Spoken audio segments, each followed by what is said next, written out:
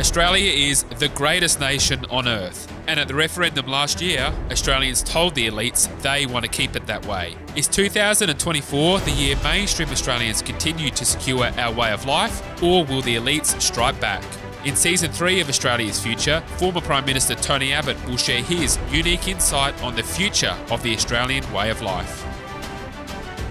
Hello Tony, and g'day to all of our listeners. Great to be back for another episode of Australia's Future with Tony Abbott. Today we'll be discussing Tony's extensive travels overseas and his significant interventions into debate in Europe, Ukraine and in the UK in regards to the upcoming election. So Tony, welcome back. Great to be here, and I think this is your first port of call in coming back from overseas. It is indeed, Dan. It's wonderful to be here at the IPA, and it's great to have a chance to talk about the state of the world, which is not that encouraging, if the truth be known. And look, we here in Australia have a wonderful life by comparison to almost any other country, but we can't take it for granted. I think that's the main takeout from my trip overseas, that the world is a more dangerous place than most Australians think, and storms can come out of what seem to us like clear blue skies, and we need to be very conscious of that and very ready for a whole range of contingencies that we haven't been thinking about. Yeah, absolutely, Tony. And I think a great place to start is with the upcoming UK election. So I think everybody knows that the Tories are not looking good. It could be a extensive wipeout of the Tories if things keep going the way they are with the polling, which we can get into a little bit. But a good springboard for this was a speech he gave to the Danube Institute in London, and it was written up as an article in The Times. In essence, what you're arguing is, yes, the Tories have been disappointing, but Labor is going to be much worse. So if you're thinking of voting Reform instead of Tory, you should rethink that, because we don't want a Labor government, we want a Tory government. In essence, could you elaborate on your assessment and why you're delivering that advice? Well, thanks, Dan. And you're right. That is essentially, in a nutshell, what I was saying. It has been a disappointing government. In some respects, that's because they were hijacked by events such as the pandemic. But in other respects, it's because the British Conservatives, like a lot of centre-right political parties right now, don't have enough courage and conviction. I think that Brexit was a historic achievement, but the government hasn't made enough of Brexit.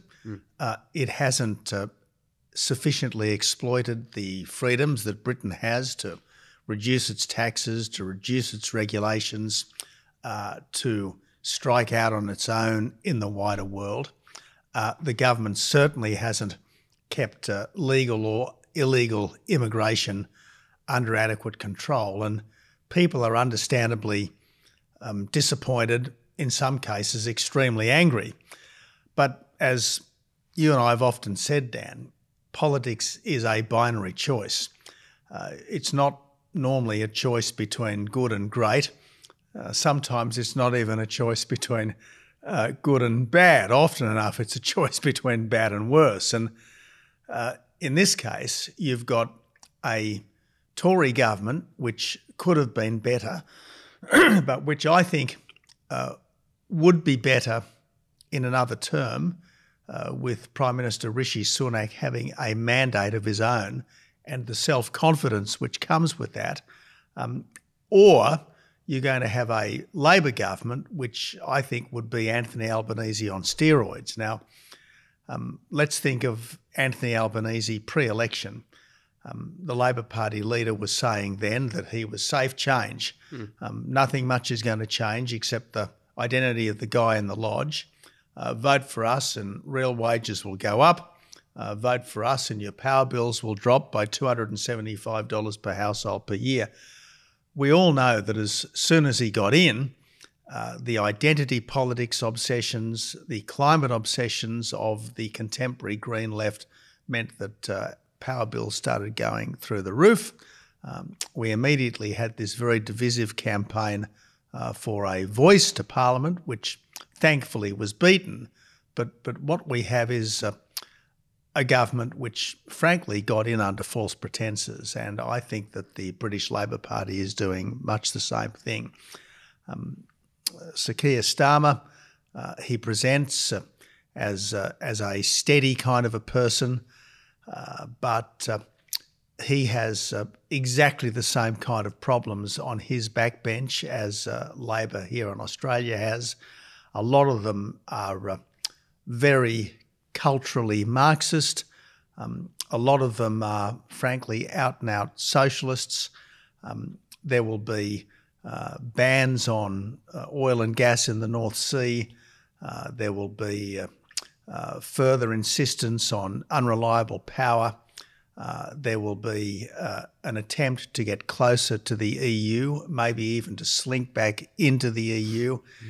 And at these critically dangerous times, it's almost impossible to see an incoming Labor government boosting Britain's military. And as the second most important military power in the Western Alliance, it's vital for all of us that Britain be militarily strong and strategically self-confident. Well, there's no signs whatsoever that we're going to get either strength or self-confidence from an incoming British Labor government. Rather, it will be the usual internationalist drift, which we see routinely from the EU.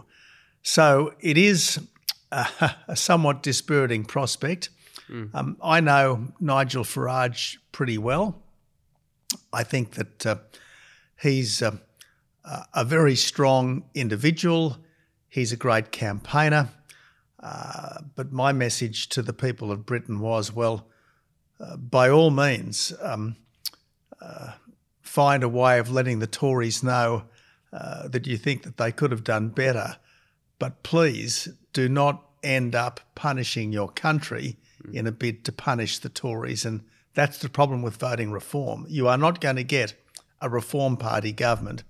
Voting reform is going to give you a Labor government. Now, this idea that you've got to put the Tories back into opposition in order to teach them a lesson, I can understand why some people think that, Dan, but I just think that in the end they're going to cut off their nose to spite their face. Well, I certainly agree with your assessment about the pretty dramatic failures of the Tories over the last period of time. And in your article, you do give Nigel Farage credit for everything he has done. I mean, I think he's one of the most consequential political figures in recent history with Brexit, which would not have happened without Nigel Farage. Look, I thought when Rishi called the election, I thought the best play for the Conservatives, and I don't know the practicalities of doing this, would have been get Nigel in the Tories and make him leader. The reason for that is because Rishi, for all of his strengths and all of his capabilities, cannot credibly promise a next term will be different to the last 14 years. You really need someone like a Farage or a Suella Braverman who could credibly say to voters, we got a lot of things wrong, but the next 5 years will be better. I'm just not sure whether someone like Rishi can credibly deliver that message to the public, because he has been there and he was a part of the problem, whereas Nigel and Suella have not been in the same way. But just interested in your thoughts. Look, Dan, I hear you, and in a perfect world, that's probably what would happen. I mean, in a better world, Boris Johnson would have reached out to Nigel Farage after the 2019 election and said, look, you really need to be inside the Tory party. You were a Conservative in the Thatcher time. You are instinctively a Conservative, a very red-blooded Conservative, and frankly, as the, if you like, inspiration for Brexit, please join the team and let's get this done. Well, that didn't happen. I guess, as is so often the case in this Vale of Tears, the personalities get in the way of the best outcome. I still think, though, that if the choice is between Rishi Sunak as Prime Minister and the Conservative Party for all its imperfections, or Keir Starmer with the Labor Party, which is now riven between, if you like, middle-class Marxism on the one hand and kind of Gaza candidates, on the other hand, that are at least as interested in pursuing the issues of Palestine as they are in pursuing the issues of contemporary Britain, there's really only one sensible choice. No, that's a fair observation. Now, just quickly in terms of the polling, because it's just for Australians, it's not preferential voting and it's not compulsory. It's first past the post, which means that you can win far more seats than what your polling would suggest. So some recent polling has Labor around 40%, Tories around 20%, Reform around 18%. But that translates into something like 460 seats for Labor, 80 odd seats for the Tories, and virtually maybe 5 seats for Reform. So we're looking at 2/3. A landslide of unprecedented proportions. It could easily be the worst Tory result in history, and you're right. What Australians tend to forget is that in a first past the post system, if you've got 40% of the vote, you can easily get 80% of the seats. Our system of preferential voting, compulsory preferential voting, militates against mega landslides. So look, it could be an extraordinary result. And given that the UK Parliament is unconstrained by a written constitution or indeed by constitutionally entrenched states, a radical green left government can do a lot more damage a lot more quickly than will be possible in a country like Australia. If you go back to the Blair period, I think Blair was a very accomplished leader. I think he was and is a very charismatic man. And by the standards of modern Labor, I think he's pretty much a reasonable centrist. He'd be considered a conservative now almost. Almost, if you like, a liberal imperialist in the Gladstonian tradition, as opposed to the modern Labor tradition. But let's not forget that it was the Blair government that signed Britain up to the European Convention on Human Rights, which has proved so problematic in terms of controlling their borders. It was the Blair government that passed the Equalities Act, which has allowed the courts to interfere so much in the running of government and the management of organisations. And it was the Blair government that established devolution. Now, the interesting thing about devolution is that whatever the failures of the Conservative government in Britain, in England in particular, the devolved Scottish and Welsh assemblies have been vastly worse, much more spendthrift, much less efficient in delivering services, and just rampantly politically correct. So that's why this is a difficult time for Britain, and because of the importance of Britain in the wider Western world, I think these are sobering times, to put it at its kindest, for everyone. All right, Tony. Well, we'll be talking about this a bit more over the up until the election in the UK. Let's move on to broader global affairs on the back of your visit to Ukraine and the speech that you delivered in Odessa at the Black Sea Security Forum, where you outlined again your perspective on the conflict between Russia and Ukraine, urging the world to continue to support Ukraine and the broader global implications of what is happening. Can you talk us through what your role was in Ukraine and what your perspective is and the message that you delivered on the ground? Well, ever since this conflict broke out, I've been keen to do what I can to lend my support to the gallant Ukrainians. I guess I've long had a bit of a soft spot for Ukraine. Back in 1982, when I was a student in England, one of my best friends was an American of Ukrainian background who'd grown up at home speaking Ukrainian. He persuaded me to go on an in-tourist trip to the then Soviet Union, and we spent about a week in Ukraine, in Kherson, in Zaporozhye, and in Kiev. And that awakened in me an understanding that I had not previously had, how many Australians would, to the ongoing strength of Ukrainian sense of nationhood and their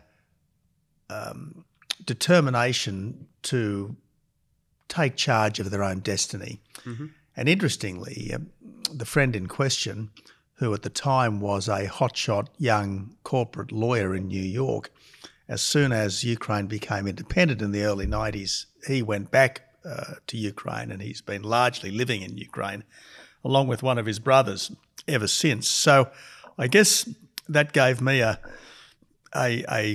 very positive disposition to Ukraine.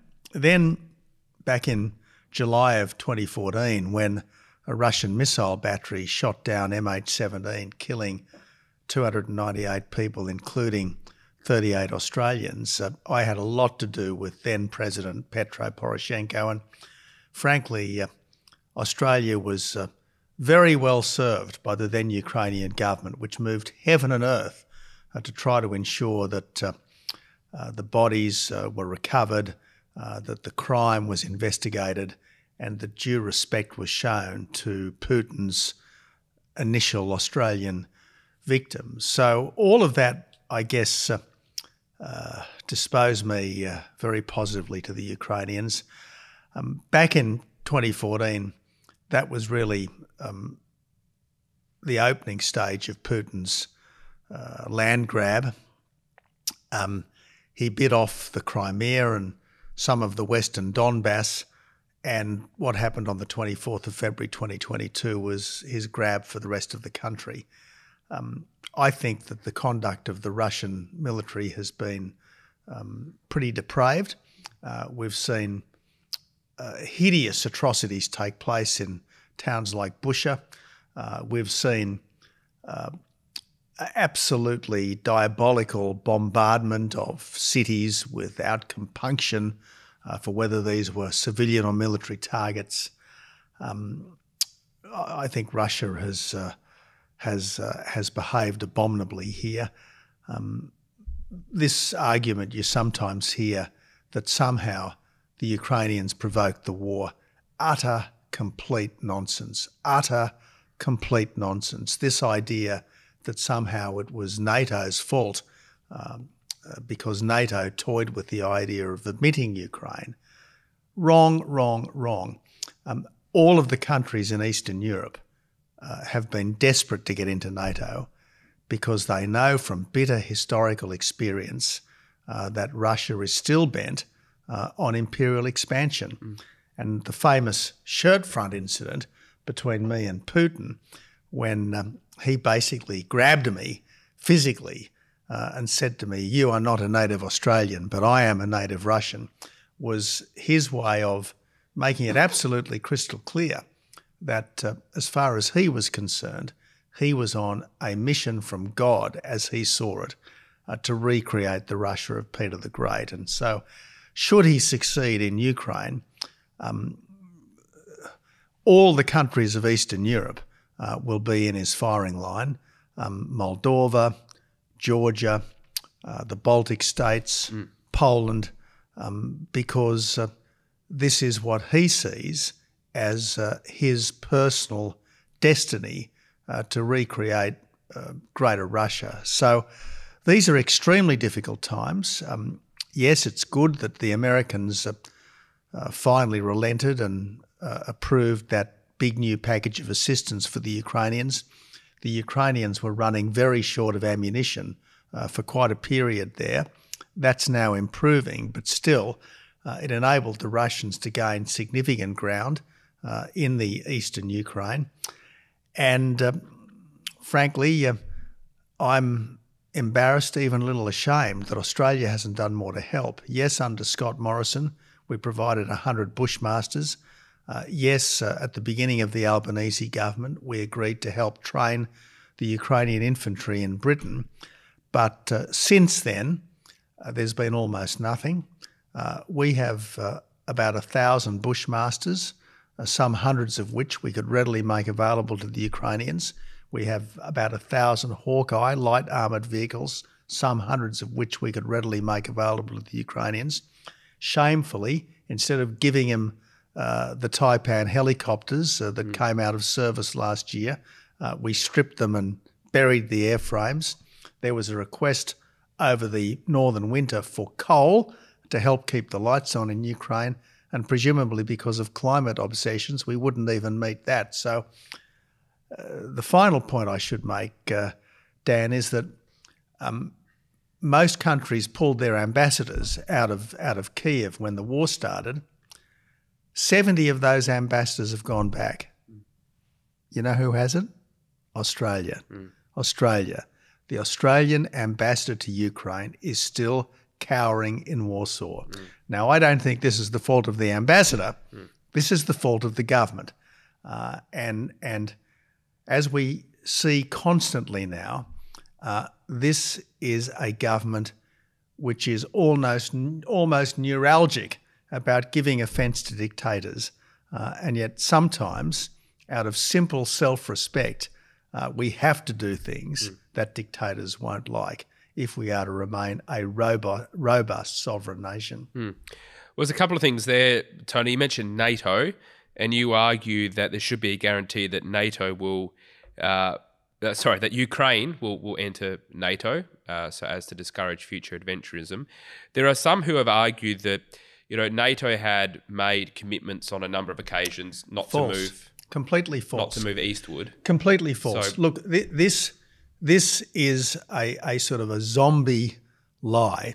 It's a lie which somehow has a continued life, even though the person who was supposed to have given this guarantee, then Secretary of State James Baker, has denied it countless times, and no hard evidence to the contrary has ever been produced. I mean, this is a zombie lie that needs to be killed, buried and cremated, so to speak.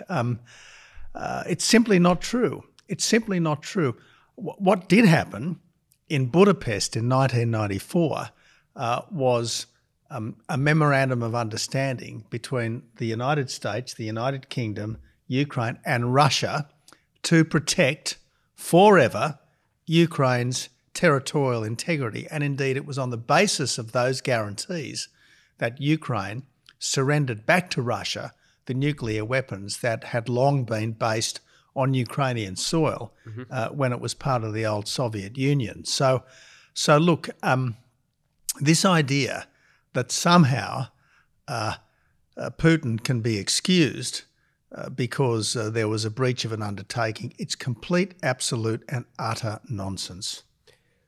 What about the argument, though, that, I'm not saying I agree with this argument, this is the argument sometimes put, that at some point with the continued expansion, Putin was going to feel threatened by that as more of the border of Russia was with NATO or NATO nations. Was there any way of perhaps avoiding that situation and trying to encourage Russia to be more aligned with the West as opposed to being more aligned with China as it currently is? But do we really think that Finland is going to attack Russia? Do we really think that Sweden is going to attack Russia? Do we really think that Hungary is going to attack Russia?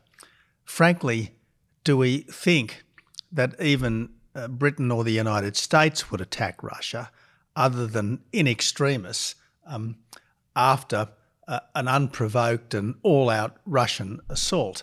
I mean, this idea that NATO is a threat to Russia, again, it's just nonsense.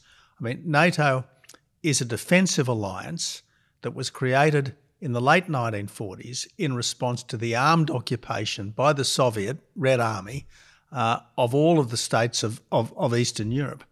And you see the difference, if I may say so, Dan, between Russia and other formerly imperial states, such as Germany and Japan, is that Russia has never experienced defeat on the scale that Germany and Japan experienced. And this is why the spirit of militarism and imperialism is still well and truly alive and well in Moscow. Now, I'm not saying that Russia needs to be defeated and devastated, but I am saying is that Russia cannot be allowed to win in Ukraine. It cannot be allowed to win in Ukraine, because if Russia does win in Ukraine, at the very least, there will be a new Iron Curtain in Europe, and Europe will become a focus of the new Cold War, which is now raging as the world breaks up into dictatorial and democratic camps. There's two other sort of interesting points that you raised in your speech. One is the growing assertiveness of China and its relationship with Russia, and the second is in relation to Tehran that I want to talk about as well, because that's sort of gone under the radar. So just firstly, in terms of China, can you give us your assessment of the relationship between Russia and China and what that means for Australia and the broader Western world and the democracies? Well, Dan, it was no coincidence that a fortnight before the Putin attack on Ukraine, the Russian president and the Chinese president signed their no limits partnership in Beijing as part of the Winter Olympics. So look, Putin and Xi Jinping are, if you like, a new axis. They're allies of convenience. In times past, there's been a lot of antagonism between Russia and China, but nevertheless, they are both dead set on smashing the Pax Americana, which over the last 70 years, notwithstanding interruptions and difficulties, has made the world more free, more fair, more safe and more rich than at any time in human history. But as far as both the Russians and the Chinese leadership is concerned, the Pax Americana has unfairly kept them down, even though, in the case of China, admission to the World Trade Organization has enabled China to advance immeasurably economically, to the point where China is now very much an economic as well as a strategic competitor to the United States. And on Tehran, you make the important observation that it is set on uniting the Muslim world under its brand of Islam, and then securing Islam's foretold triumph by laying waste to Israel and ultimately to the United States too, in terms of its ambition. So I think this facet of the challenges to the global order has maybe not been discussed as much, understandably, given Russia and China and other matters. But can you discuss the challenges of this radical form of Islam that you mentioned? Look, there are three substantial dictatorships that are attempting to derange the world order as we've known it. There's a personal militarist dictatorship in Moscow. There's a party communist dictatorship in Beijing. And there's a theocratic Islamist dictatorship in Tehran. Now, the most rational of them, I suspect, is the party dictatorship in Beijing, because Xi Jinping's power, while great, is not untrammeled. Putin's personal sway is pretty much untrammeled. We've seen what's happened to people who get in Putin's way. They seem to stand too close to open windows. They seem to find their planes blowing up and so on. The mullahs in Tehran are another story again. Now, because they have a country to run, they're not entirely irrational, but nevertheless, there is a strong element of apocalyptic end of days thinking in that regime, and that's an enormous danger, particularly if they get hold of nuclear weapons. Now, what we're seeing in Gaza is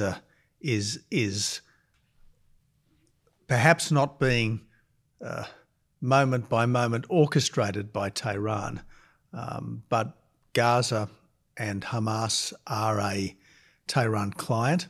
Hezbollah is another Tehran client. The Houthis that are making shipping in the Red Sea extremely difficult, again, a Tehran client. So it's an extremely unstable region, and it could easily go up in a gruesome conflagration. And this is why it's critical, absolutely critical, that we in the democratic West, in the liberal democratic West, engage as quickly as we can in strategic, industrial, and above all else, cultural rearmament, because we are being challenged right now in a way we haven't been since the 1930s. Well, speaking of Australia, I wouldn't mind just rounding out our conversation today just with your thoughts on the current situation here. So we've got about somewhere between 6 to 9 months till the next election. The current polling shows basically on a two-party preferred basis, the Coalition and Labor are neck and neck. Now, that would probably mean a minority Labor government as things currently stand, but there is time to go. As you've been discussing over the last year or so, it's been critical for the coalition to provide its points of differentiation, and they're now starting to do that on immigration. They promised to reduce it. On emissions, they promised to not have a 2030 target. On anti-Semitism, they have a very clear position on that, and I think there'll be more policies to come. So as they've differentiated themselves from Labor, not unsurprisingly, the population is starting to see Peter Dutton as a leader, and the coalition potentially could win the next election. I think it's unlikely, but certainly not impossible. Just to round out your thoughts on how things are going. Dan, there's no doubt that the coalition can win the next election. I think the challenge really is not just to run a strong and effective critique of a government which frankly is floundering. It's to be able to demonstrate to the Australian people how things would be different and better if there's a change. Now, I do know something about leading oppositions, and you need a campaign plan, you need a policy plan, and you need a personnel plan. I'm not normally in the business of giving my former colleagues public advice, but I am extremely encouraged by the steady augmentation of the coalition's policy offering.